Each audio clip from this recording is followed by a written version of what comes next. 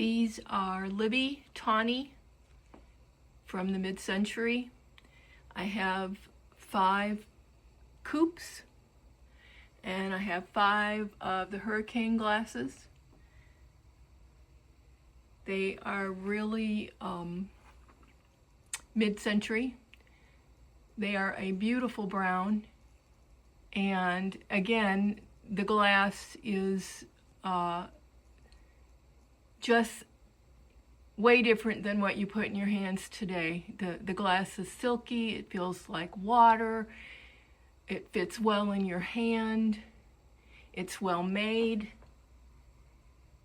These are definitely worth collecting if you want that mid-century look on your dinner table.